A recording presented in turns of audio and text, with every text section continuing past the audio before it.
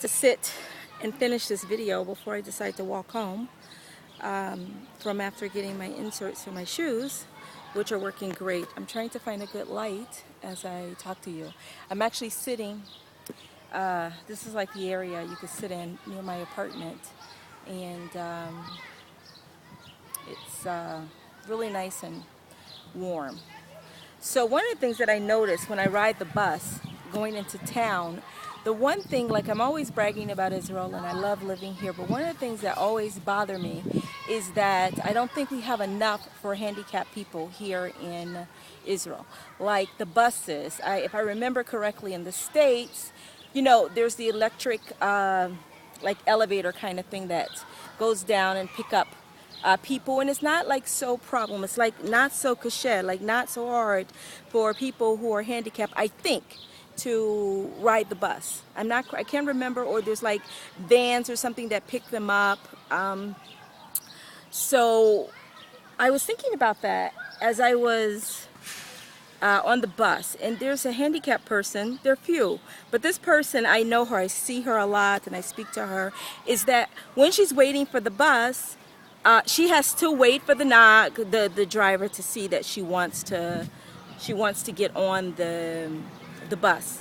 So he has to back up, and then everybody is saying to her, nag, which is how you say driver, kasat yoter, a little bit more, like to move back, and everybody's looking out the window at her, and everybody's helping. Everybody wants to make sure that she gets on properly. But I wonder, like, how does she feel, like, this whole big to-do for her to ride the bus? Like, it should be so easy. I think they should make something on the bus where you press a button, and then there's the ramp that comes down, she gets on, and she gets on the bus. So once she gets on, there's actually only one spot for a handicapped chair.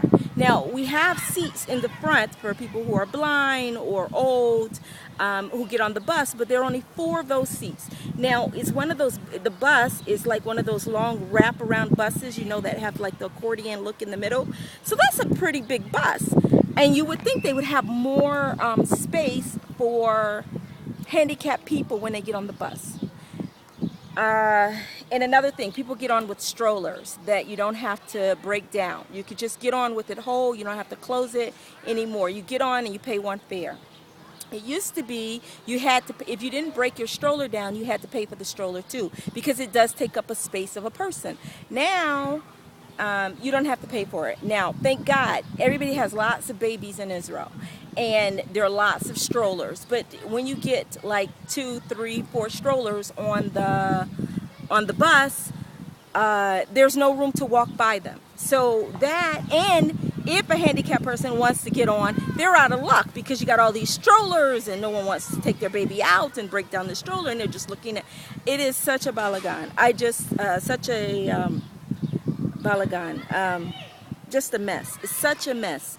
And I was just thinking about that. So there's this event that I'm going to, I think it's like in another month, where you go and you meet the ministers of, that's what they're called, ministers, MKs, and ministers of the Knesset, MKs, and you get to talk about the issues and problems that you feel need to be discussed or addressed.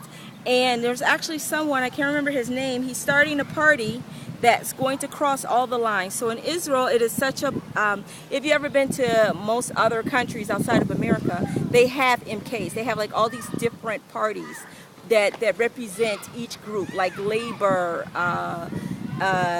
senior citizen, which falls under the Labor Party. And you have like all these different things. And you have religious parties, and you have workers' party. You have like all these different parties that you could be part of, and the ministers represent each of these parties. So when you vote in a minister, you're hoping that minister will push in all the things that are important to you. And then you have the prime minister, who gets together with these other ministers. They're called portfolios. They have these, they receive a portfolio, which means they become in charge of transportation, and hopefully I can explain it better or do a link or something to show explaining how it works, and it's just a big mess. So a lot of things do get done, but a lot of things don't. Like, they've been investing a lot of money in bringing in tourism, like having a lot of tourists come to Israel. But the problem is, and then a lot of times, like, people from America come and they buy in Israel, but they don't live here most of the year. So they own these really expensive apartments and jack up the price of the cost of living, and they're not even here. So the people who live here all year long, every year, don't have the opportunity to buy because the apartments have gotten really expensive. So again, instead of spending money on the tourism, spend more money on the handicap people that are here. And I understand, like in the north, like I said, I live in Jerusalem. Sorry, I keep going back and forth, but I'm trying to find a good light.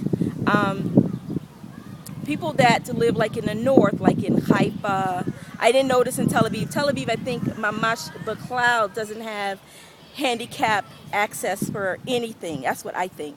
When I'm there, I don't really see much, but it's great. It's like, it's a city like for happening things, I guess. And I guess they think like people who are handicapped don't do happening things. I don't know, but I understand like the buses in the north, like Haifa, have access for handicapped people, but very few. It's not enough. It's just not enough. And I was thinking about that today. Even in Geula, it's they have more of the buses that have for handicap.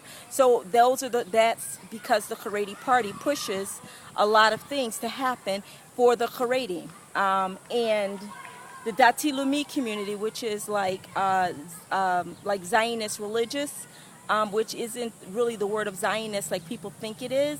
It just means that party, Zionists nowadays, mean more of that you believe in the land and you believe that Jews should live here and you care about the Jews and so on and so forth. So and you're religious. So the religious Zionist party, which is Dati Leumi, they do a lot of things, but I'm not quite sure what is their agenda.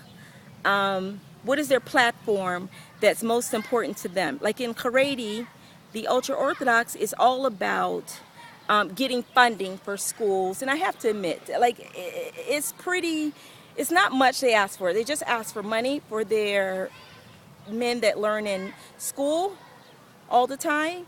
And they want for the schools for the kids. It's all about education by them. Education, education, education, education, and funding for education and funding for housing. Those are great, and I really believe in those. But I also believe in more military. So I don't really fall into the Haredi party because I believe in the military. I mean, we need to have a strong military, and that's not on the platform or the agenda of the Haredi parties. Except the Sephardi one, which I'm pretty connected with, which is Shas. So Shas cares about all those things and military and not giving away land and all of these things. So that's it for today, and I'll send another video later, and that's it. That's what I want to talk about today. First, part one was about my shoes and getting them in Geula, my inserts, and now, again, I'm always talking about politics and making the land a better place, and I hope you enjoy my channel. It's Neshama, and I don't think I said that at the beginning, and I'm sorry that the video is so dark. It seems like it is, or maybe just because I'm in the sun. Don't know. Hope is good. You can listen if you can't see it very well, right? Have a great day. Oh, that's our synagogue in the back there, you see? That's our synagogue in that little bitty playground. It's so tiny. Like, how many kids do they think live here? 2? Anyway, have a great day, and until next time.